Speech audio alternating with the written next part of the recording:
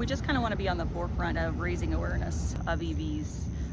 It's beneficial to our members, to the public, people that commute. It's a lot more cost effective. The biggest thing that the co-op benefits from is just educating the public about electric vehicles.